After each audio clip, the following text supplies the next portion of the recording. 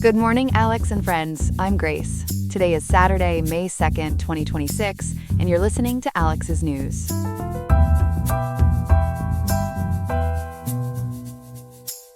Expect a mild day in Riverside with temperatures reaching a high of 79.3 degrees and dipping to 56.6 degrees tonight, so it should be quite comfortable for any outdoor activities you have planned. In this episode, we are looking at the push by special interest groups to get judges better informed on climate science as legal battles surrounding environmental policies intensify. We will also examine the legal case in California, where a mother is facing felony charges following a fatal electric motorcycle crash involving her son. Plus, we will touch on several other important headlines from across the country.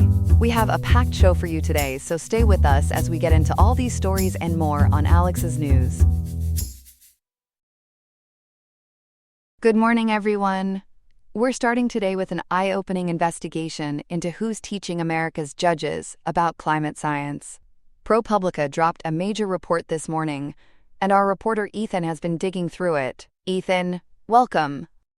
Thanks, Grace. So the short version is this. As climate lawsuits pile up in American courts, both the fossil fuel industry and environmental advocates are pouring money into educating the judges who will decide those cases. ProPublica's reporting today zeroes in on a symposium happening right now in Nashville, Tennessee. It's hosted by the Law and Economics Center at George Mason University's Antonin Scalia Law School. And it's reigniting a long-running fight over what counts as judicial education versus what looks more like influence peddling. Let's start with that Nashville event. What exactly is going on there? It's called the Judicial Symposium on Scientific Methodology, Expert Testimony, and the Judicial Role. It ran from this past Wednesday through today, April 29th to May 2nd, at the Lowe's Hotel in Nashville. About 150 federal and state judges attended. According to ProPublica, the Law and Economics Center, or LEC, has been running these seminars for decades, teaching judges to apply economic principles to their rulings. And who's footing the bill for a gathering like that? That's where it gets uncomfortable. ProPublica reports the event was funded in part by ExxonMobil, which is a defendant in dozens of active climate liability lawsuits. It was also backed by Donors Trust, a group that's frequently described as a dark money gateway for conservative interests. So you have judges being hosted at a luxury hotel by some of the very companies whose cases they may eventually rule on. Critics say that's the entire problem in one sentence. What are the judges actually being taught at these sessions? Outlets like the Lever Desmog and the Center for International Environmental Law say the curriculum pushes a pro-business, anti-regulatory agenda. The climate science modules, in particular, encourage what the LEC itself calls healthy skepticism of climate science. Instead of leaning on the Intergovernmental Panel on Climate Change consensus, speakers tend to emphasize uncertainty in climate modeling.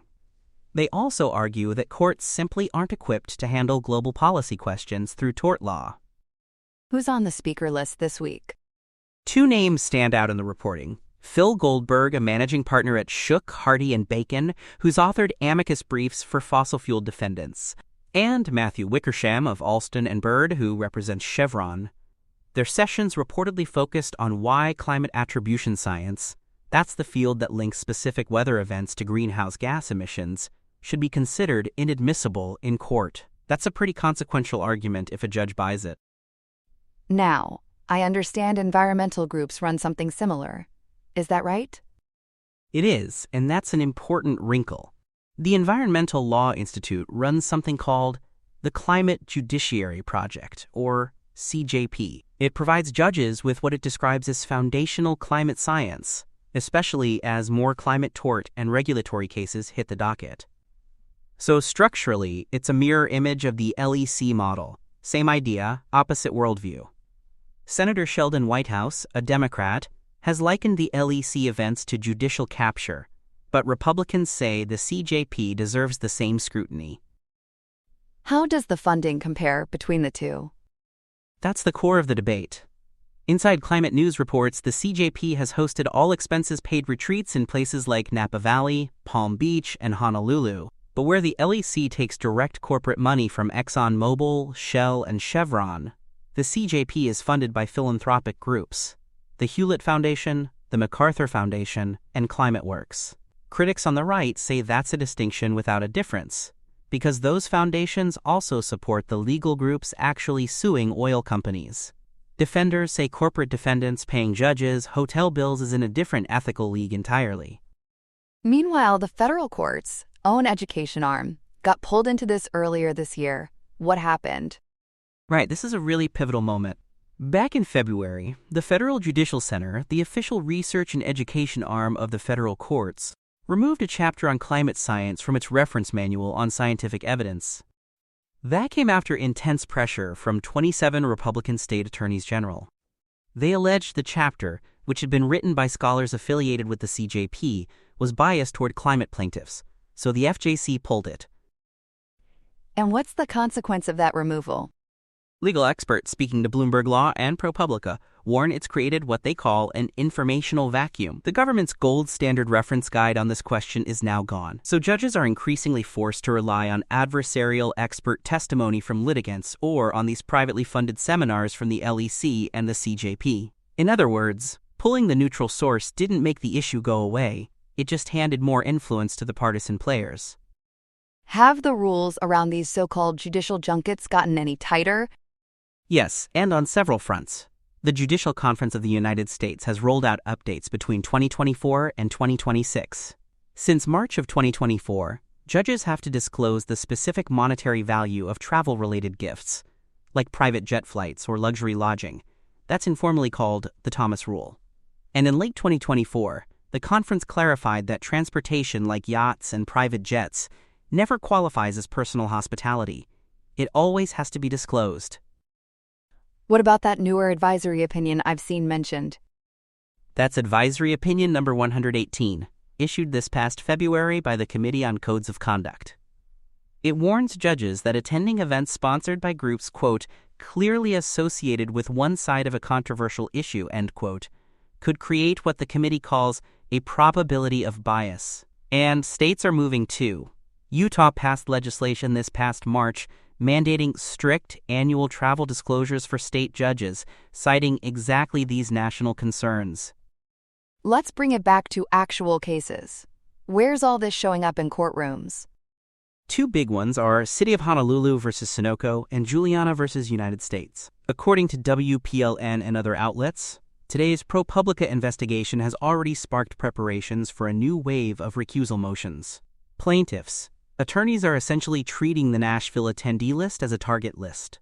Their argument is that judges who accepted all expenses-paid education from industry-funded sources can't credibly remain impartial in cases involving those same industries. And there was already a major recusal event last month, wasn't there? There was. In April, a dozen federal judges in Louisiana stepped away from coastal damage cases, but it's worth noting those recusals were driven primarily by direct stock ownership in oil companies, not by seminar attendance. Still, it set a tone. It showed that recusal pressure on climate-adjacent cases is building, and the new ProPublica reporting is going to add fuel to that fire. How is Congress reacting to all of this? Both sides are escalating. As of today, the House Judiciary Committee, led by Chairman Jim Jordan along with Representative Darrell Issa, is aggressively investigating the ELI's Climate Judiciary Project. Republicans have threatened subpoenas for internal records and attendee lists, alleging a coordinated campaign between the CJP and plaintiffs, law firms like Scher Edling. Senate Democrats, meanwhile, are still hammering the LEC, arguing the fossil fuel industry is trying to rig the system by hosting judges at luxury resorts to seed doubt about settled science. So pulling all of this together, where does that leave the courts as climate cases head to trial? Caught between two sophisticated, well-funded educational pipelines, with no neutral referee anymore. There's no formal rule barring judges from attending these seminars. But between the new disclosure requirements, the FJC's retreat from offering official scientific guidance, and aggressive congressional oversight, you're seeing a real chilling effect. The Nashville Symposium wrapping up today is a vivid reminder that as climate litigation moves toward trial, the education of the judges presiding over these cases is itself becoming one of the most contentious issues in the entire American legal system. Fascinating and a little unsettling. Ethan, thank you for walking us through it. My pleasure, Grace. We're turning now to a case out of Southern California that's drawing national attention, and it could reshape how parents think about those increasingly popular electric motorcycles. An Aliso Viejo mother is facing felony manslaughter after a deadly crash involving her teenage son. Our Chloe has been following the story. Chloe, good morning. Walk us through what happened. Good morning, Grace. So the Orange County District Attorney's Office announced just yesterday, on May 1st, that it's upgraded charges against 50-year-old Tommy Joe Maher to felony involuntary manslaughter. According to CBS News and the DA's office, this stems from a fatal collision on April 16th, just over 2 weeks ago, in Lake Forest. Maher's 14-year-old son was riding a high-powered electric motorcycle when he struck an 81-year-old pedestrian. And what makes this case so striking is that prosecutors are holding the mother criminally responsible for what her son did. Wow. And tell us about the victim. Who was he? His name was Ed Ashman, and his story is genuinely heartbreaking, Grace. He was an 81-year-old Vietnam veteran, a former captain in the United States Marine Corps who flew combat missions in Vietnam. After his service, he became a beloved substitute teacher at El Toro High School. CBS News reports he was simply walking home from work that afternoon around 4 p.m. near the intersection of Toledo Way and Ridge Route Drive when he was hit. Witnesses said the teenager was performing wheelies in the middle of the street right before the impact. And the teen didn't stop? No, he fled the scene, according to the Orange County District Attorney's Office. Mr. Ashman was left with life-threatening injuries and remained in critical condition for more than a week. He passed away on the afternoon of May 1st, and that's what triggered District Attorney Todd Spitzer to immediately amend the criminal complaint. So the manslaughter charge came within hours of his death. Let's talk about the mother's charges. What is she actually facing? It's a substantial list, Grace. Maher was originally arrested by the Orange County Sheriff's Department back on April 21st. She now faces 1 felony count of involuntary manslaughter, 1 felony count of child endangerment, and 1 felony count of accessory after the fact. There are also misdemeanor counts of contributing to the delinquency of a minor and providing false information to a peace officer, plus an infraction for permitting an unlicensed minor to drive. CBS News reports she faces a maximum of 7 years and 8 months in state prison if convicted on all counts. Her arraignment is set for May 21st, about 3 weeks from today, at the Harbor Justice Center in Newport Beach. That's a serious case. What's the legal theory prosecutors are using here? It's called negligent entrustment. Legal analysts, cited by the Los Angeles Times, explained that by giving her minor son a vehicle legally classified as a motorcycle, even though it's marketed as an e-bike, prosecutors argue Maher acted with criminal negligence. And this approach really mirrors recent national precedents, most notably the Crumbly case in Michigan, where parents were held responsible for, quote, deadly weapons, end quote, that they provided to their children. So we're seeing this idea expand from firearms to vehicles. Tell us more about this motorcycle. What exactly was the boy riding? It's a 2025 Sur-Ron Ultra B, and the specs are eye-opening. According to the Orange County District Attorney's Office, a law enforcement inspection found it's 16 times more powerful than what's legally allowed for a standard e-bike. It has a peak power of 12.5 kilowatts. It goes from 0 to 31 miles per hour in just 2.3 seconds, and it tops out around 58 miles per hour. DA Todd Spitzer has called these vehicles, quote, loaded weapons, end quote, when placed in the hands of untrained, unlicensed minors. So how is something that powerful even being sold as an e-bike? That's the loophole at the heart of all this, Grace. Under California Vehicle Code Sections 400 and 405, any two-wheeled motor vehicle exceeding 750 watts or 28 miles per hour is classified as a motorcycle or motor-driven cycle. But the Sur-Ron Ultra B is sold as an off-highway vehicle without the Federal Motor Vehicle Safety Standards certification needed for street registration. So it's essentially unregisterable for public roads in California, yet it's widely available, and that gray area is exactly what prosecutors and lawmakers are now trying to close. You mentioned the mother allegedly knew the dangers. What's the evidence there? This is one of the more damning parts of the case. Back in June of 2025, Major herself called the Orange County Sheriff's Department to complain about photos of her son riding the motorcycle being posted online. During a 28-minute interaction captured on body-worn camera, she admitted she purchased the Saran and knew her son rode it recklessly. Deputies explicitly warned her then that she could face criminal charges if she kept letting him ride it illegally. And prosecutors alleged that in the hours after the April 16 crash, she told peace officers that neither she nor her son even owned or had access to a Saran. That prior warning really changes the picture. Is this an isolated prosecution, or is something bigger happening in Orange County? It's part of a much bigger initiative. Since January of this year, the district attorney's office has filed child endangerment charges against 3 different parents. One of the most prominent cases involves Richard John Iselene of Yorba Linda. The Fullerton Observer and CBS News report that his 12-year-old son was critically injured in July 2025 after running a red light on a Teleria XXX. Investigators say the father had actually helped the child modify the bike to bypass the speed limiters, letting it reach 60 miles per hour. Iselene pleaded not guilty in early March of 2026 and faces up to 6 years in prison. And lawmakers in Sacramento are paying attention too, right? Absolutely. According to legislative tracking from Legiscan and reporting from the San Francisco Chronicle, there are several bills moving through the California state legislature right now. SB 1167 from Senator Blake Spear would make it illegal for manufacturers to label vehicles with more than 750 watts as e-bikes. AB 1557 from Papin would tighten e-bike definitions, lower maximum assisted speeds for Class 1 and 2 bikes to 16 miles per hour, and prohibit minors under 16 from riding bikes exceeding 250 watts. Are there other proposals on the table? Yes. 2 more worth noting.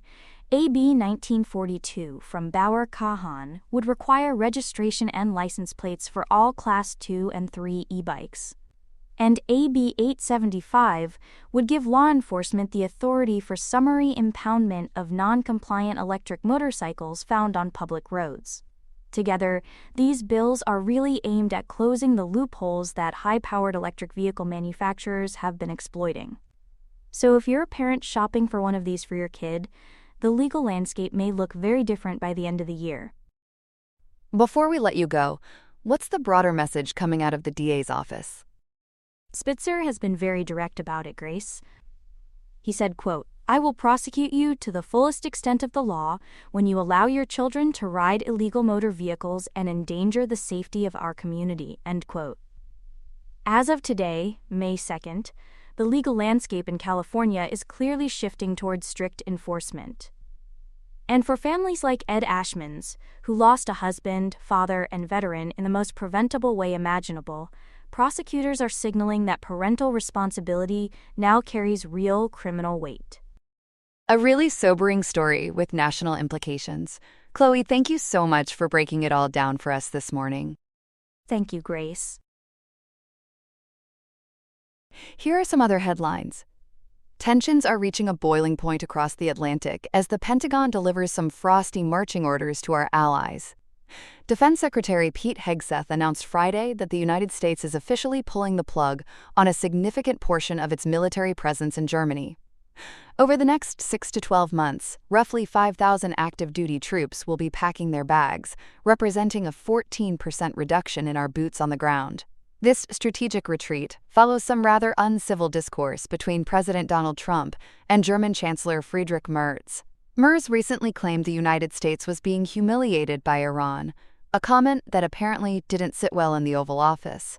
According to Pentagon spokesperson Sean Parnell, the drawdown involves yanking one brigade combat team and nixing a scheduled deployment for a long-range fires battalion. While German Defense Minister Boris Pistorius called the move foreseeable, many in the NATO alliance worry this German-engineered rift could create a security vacuum that Russia might find quite attractive. Speaking of things losing their lift, the Spirit has finally left the building.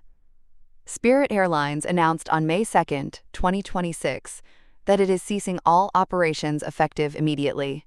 The carrier's financial tailspin became permanent after a $500 million federal bailout failed to take off.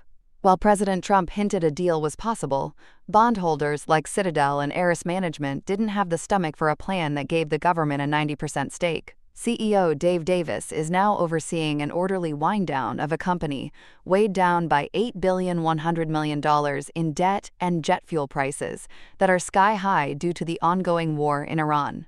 This grounding leaves 17,000 employees looking for new horizons and has budget travelers bracing for a bumpy ride as airfares are expected to soar. To keep things from flying out of control, rival airlines like American and Frontier have already begun capping fares on impacted routes. In brighter news, Wyoming is glowing with potential as Bill Gates and TerraPower officially break ground on a new era of energy. Construction has begun on the nuclear portion of the Natrium Advanced Reactor in Kemmerer, marking the first time in decades the United States has seen a project of this core importance. This 345-megawatt reactor, situated near a retiring coal plant, features a molten salt storage system that can boost output to 500 megawatts when the grid gets thirsty for more power. The Nuclear Regulatory Commission gave the green light for the $4 billion project, which is the first commercial non-light water reactor approval in over 40 years. Governor Mark Gordon and Energy Secretary Chris Wright are calling it a nuclear renaissance that will radiate success, supporting 1,600 construction jobs by its completion in 2030. Across the ocean, the U.S. strategy of trade over aid is hitting a fever pitch of resistance. Ghana has officially rejected a multi-year health agreement, joining the ranks of African nations saying no thank you to the America First global health strategy. President John Dramani Mahama balked at terms that would have required the country to cough up sensitive health data without a guarantee of seeing the resulting medical innovations. Arnold Kavarpolo of the Data Protection Commission noted the requirements went far beyond the healthy norm, effectively outsourcing their architecture to foreign bodies. The $300 million deal would have seen the U.S. provide $109 million, but Ghana's cabinet found the $70 million counterpart funding requirement to be a bitter pill to swallow. This follows similar healthy distances, kept by Zimbabwe, Zambia, and Kenya. Finally, the legal landscape is being redrawn following a landmark Supreme Court ruling in Louisiana versus Calais.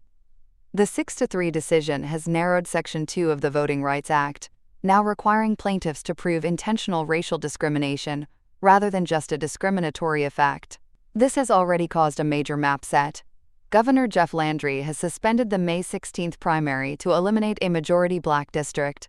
Meanwhile, Assistant Attorney General Harmeet Dillon says the Justice Department will now target majority-minority districts nationwide that were once protected.